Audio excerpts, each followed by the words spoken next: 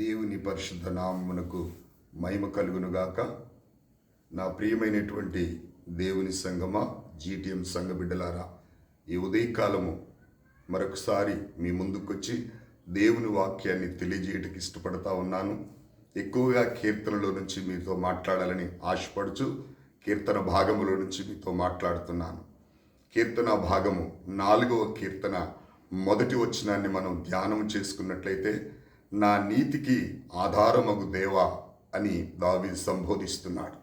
అవును, మన ప్రభువు నీతికి ఆధారమయ్యే దేవుడు. ప్రియులారా, నా నీతికి ఆధారమగు దేవా, నేను మొరపెట్టినప్పుడు నాకు ఉత్తరమిమ్ము, విరికిలో నాకు విశాలతను కలుగజేయువాడవు నీవే అంటున్నాడు.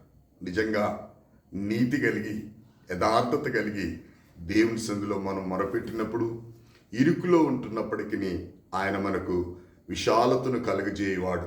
కనుక ఈ ఉదయకాలమున ఇబ్బందుల్లో ఉంటున్నా, ఇరుకుల్లో ఉంటున్నా, సమస్యల్లో ఉంటున్నా, ఆర్థికపరమైన ఇబ్బందులు, శరీరపరమైన అనారోగ్యాలు, ఎటువంటి సమస్యలు మనకుంటున్నప్పటికీ మనం నీతిగా యథార్థముగా మొరపెట్టడం మన జీవితంలో నేర్చుకోవాలి.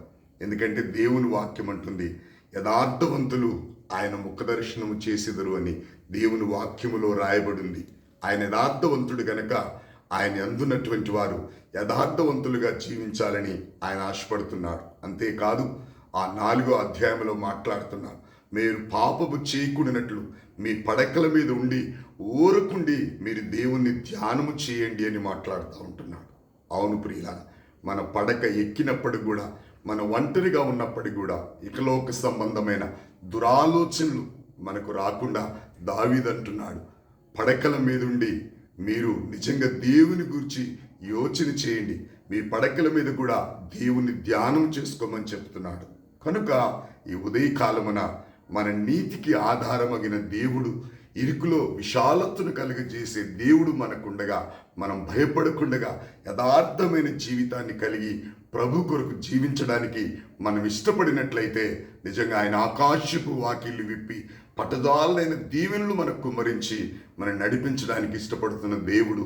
కనుక ఈ ఉదయకాలమున దేవుని మాటలు విన్న మనం అందరం కూడా యథార్థంగా జీవించడానికి ప్రభు కృప చూపెట్టినట్లుగా, ఆయన వాక్యానుసారంగా నడుచుకోవడానికి దేవుని కృప మనకు అనుగ్రహించినట్లుగా దేవుని సన్నిధిలో మనము నిజంగా యథార్థంగా నీతి కలిగి నీతిని అనుసరించి, ఎందుకంటే నీతి మరణం నుండి రక్షించనని దేవుని వాక్యం సెలవిస్తుంది గనక, యథార్థవంతుల యొక్క ప్రార్థన దేవుడు మానక వింటాడు గనక అలాంటి జీవితాన్ని కలిగి ఉందాం.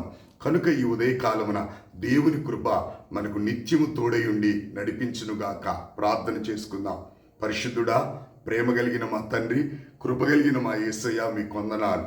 మీరు నీతికి ఆధారమగి దేవుడు ప్రభా, ఇరుకులో విషాదను కలుగజేసే దేవుడు నాయన, పడకల మీద ఉండి పరుండి మీరు పాపము చేయకున్నట్లు దేవుని ధ్యానం చేసుకొని ఊరకుండి అని చెప్పారు. నీ వాక్యాన్ని నమ్మి, నీ వాక్యానుసారంగా జీవించి, నీ వాక్యానికి విలువిచ్చి మా జీవితాల్లో ముందుకు నడవడానికి మీ అత్యంతమైన కృప మాకు తోడుగా ఉంచి మమ్మల్ని నడిపిస్తారని యేసుక్రీస్తు నామములో అడిగి వేడుకొనుచున్నాను తండ్రి. ఆమేన్.